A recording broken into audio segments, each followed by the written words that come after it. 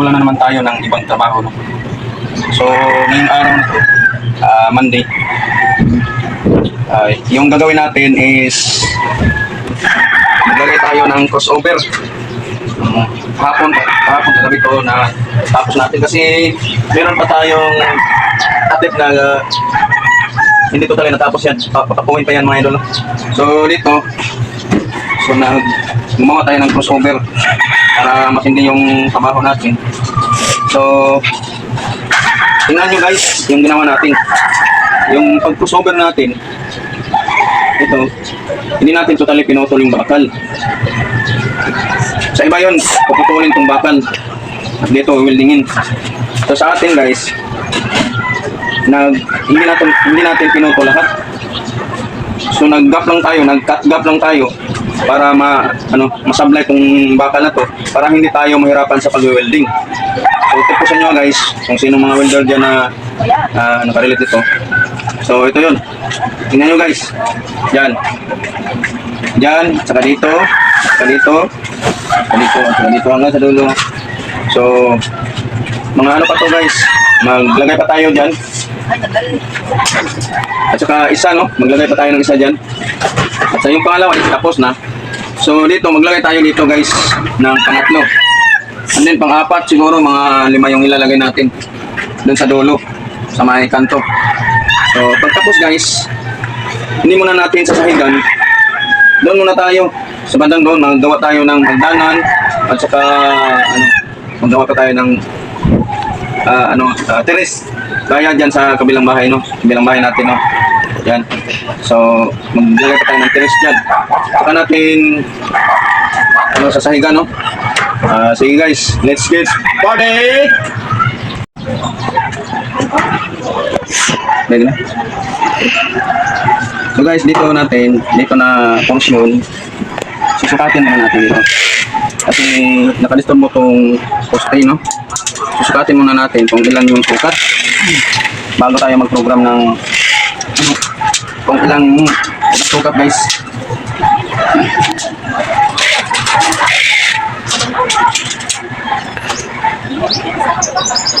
So 104 inches guys yung susukatin natin kasi 104 inches. So hindi siya umabot ng 9 feet kasi mayroong nakaharang dito guys. Yan, may poste dyan dito, may nakaharang. So hindi gaya ng pangatlo na 9 feet yung cut natin kasi walang nakaharang. So let's get started guys.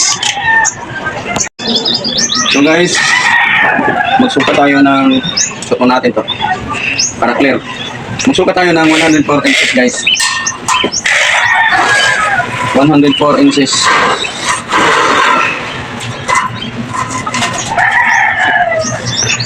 Huli lang guys. So 104 inches.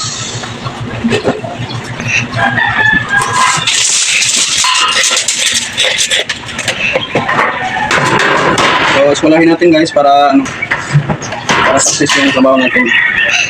Ismulahin natin.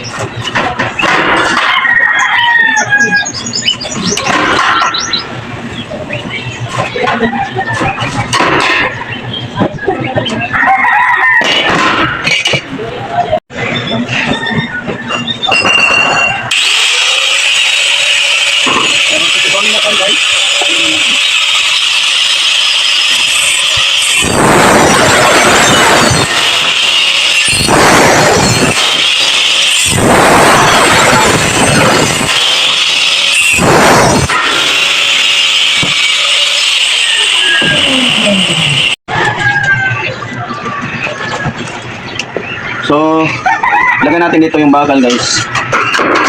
So, lagyan natin yung bakal dito.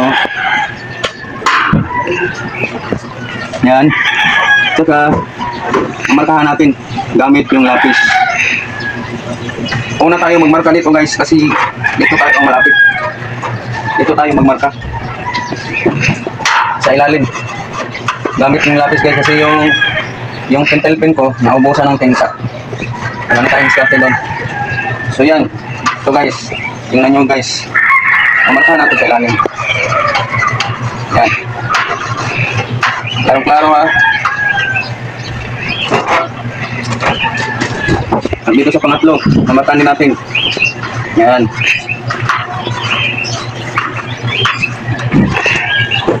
Ganito.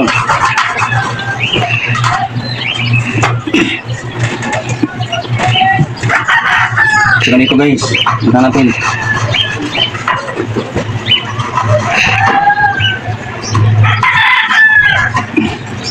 Tingnan yung gagawin mo guys. Para matuto kayo kahit master kayo dyan sa trabaho, pero may isisira ko sa inyo naman. Diba? Pakunin natin to.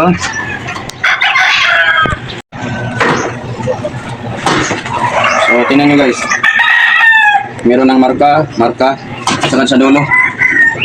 Meron ng marka, no? So gawin natin dito. Isulahan kasi.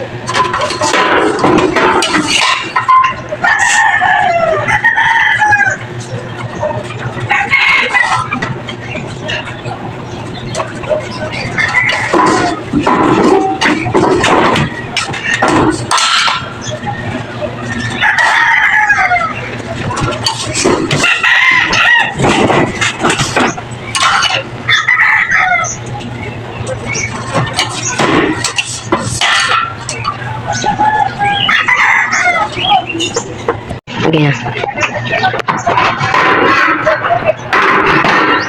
So guys, kakatin natin yung ano natin.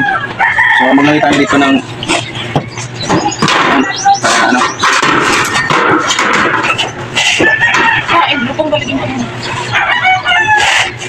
Si ma'am, hanggang panday tayo. Pinanday sa trabaho.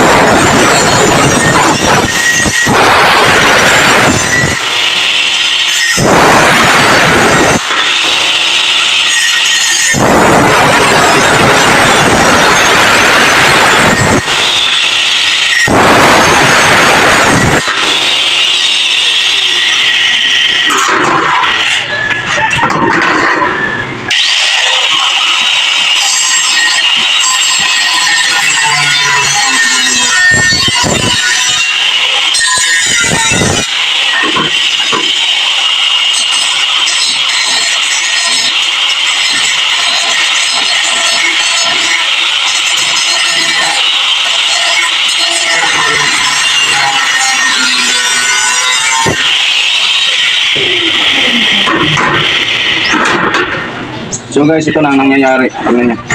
Ha? Ito. So, ito na tayo.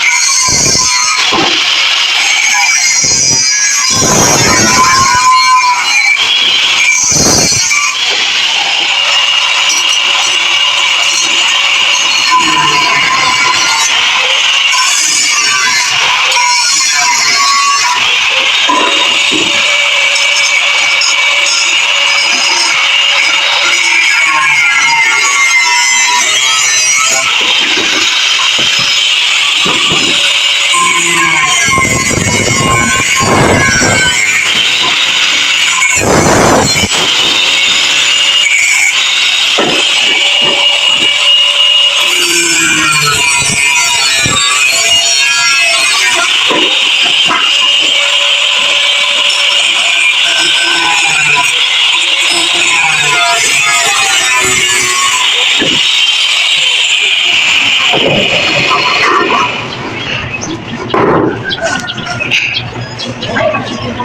guys? So, lagyan na natin ito guys. Sa itong natin. Sugar.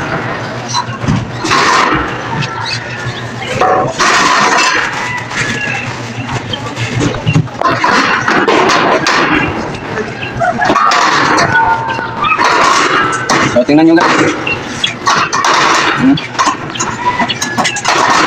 No, tingnan nyo ha. Kung paano ginawa. Yan guys. So, ispatan natin dito guys. Mag-spot tayo dito. Una, doon tayo mag-spot. At saka dito sa dulo. So, mag-on muna tayo ng welding natin. Machine, nandoon. O-on muna natin at siguro mga 5 minutes pwede na tayo mag-weld. Usot muna natin na usot muna tayo ng ano. Ito yung ano ko guys. Welding glass. Yung fish. Full fish. Pagka natin ito. Okay. Diyan tayo muna mag-weld. Diyan.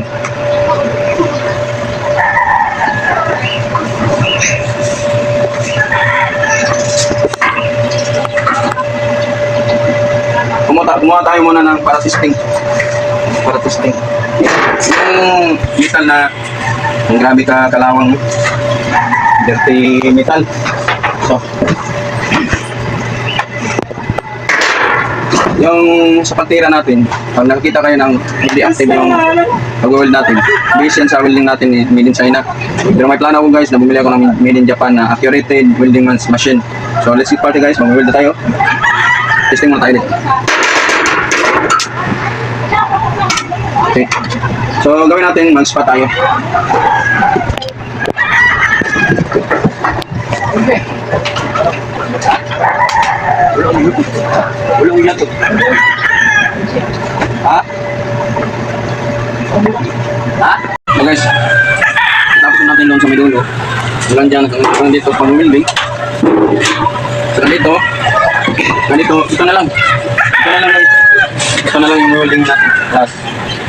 So, pagkatapos nito, hanggang parto na lang tayo muna kasi mataas ang video. So, papakita ko lang sa inyo kung mag-welding tayo. This is a parto.